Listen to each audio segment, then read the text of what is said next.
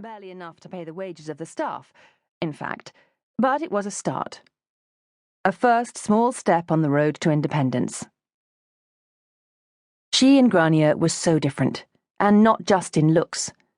Grania had the fiery temperament of her Italian parents, Nell's stepmother and her first husband, and she also had her careless and souciant attitude towards money. Her success as a model should have made it possible for her to earn more than enough to live on and not need the small allowance Nell's grandfather had organised for her. But Grania had never seemed to realise exactly what their financial situation was. For all her sophistication, and she was sophisticated, far more so than Nell herself, who was 3 years her senior, she had appeared to have no idea that the allowance she spoke of so glibly came not from their grandfather's estate, but from Joss Wycliffe's own pocket. But most shamingly of all, Nell knew that if she were to tell Grania the truth, she would not feel in the least mortified, but would probably make some mocking quip about Joss being able to afford to pay her 10 times as much as he did, which, of course, was true. There had been a time, some months before her grandfather's death, when Nell had wondered if Joss's constant visits to Easterhay were perhaps because he hoped to make Grania his wife. It had seemed the only explanation for the unlikely relationship which had sprung up between her grandfather and the man who had no compunction at all about saying that he had clawed his way up virtually from the gutter to achieve the multi-millionaire status he now had. He had moved into the area 3 years ago, buying a house on the opposite side of the village.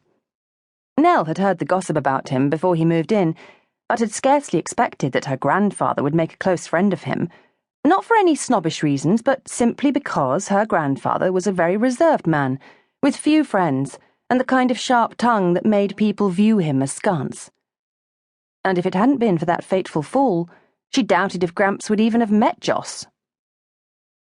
Despite his age and the handicap of a severe wound incurred during the action that had earned his KBE, her grandfather had always insisted on walking the 5-mile perimeter of the parkland every morning after breakfast.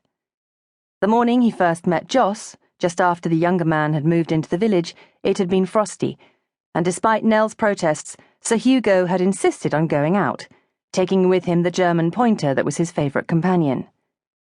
He had been 78 then, crusty and irascible, and Nell had loved him desperately. He was virtually the only family she had. There was Grania, of course, but she and her stepsister had never been close. Grania had been with her mother and Nell's father at the time of the horrific road accident in Italy, which had robbed Eleanor de Tressails of her life and reduced Nell's father to a speechless, bedridden form who never regained consciousness. He had survived his father by a matter of days, never knowing that he had inherited the earldom, and died before Nell had taken in the shock of her grandfather's death.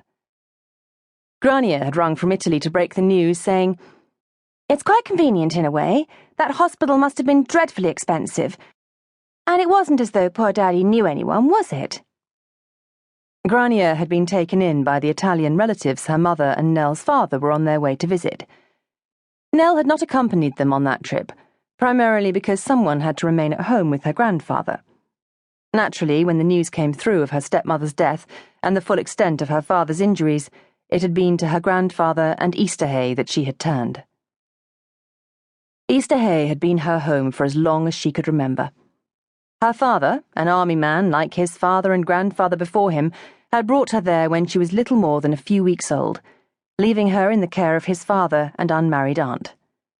His wife, Nell's mother, had died at Nell's birth, and she had grown up here at Easterhay, unknowing of how out of date her grandfather's mode of life was, because she had never experienced anything else. She had been 5 when her father had remarried, but because of his overseas postings, Nell had been 8 years old before she had ever been able to spend anything more than a brief holiday with her father and new stepmother. Lucia had tried to be kind to her. She was naturally warm-hearted, Nell recognised, but she, a child reared by a crusty retired general and his maiden sister, had shrunk from Lucia's attempts to embrace and mother her, both literally and metaphorically. A shy, withdrawn child, she had grown up into an equally withdrawn adult, quite happily giving up her job in London to come home and nurse her grandfather when her aunt died, and Gramps announced that she would have to return home to take up her aunt's duties.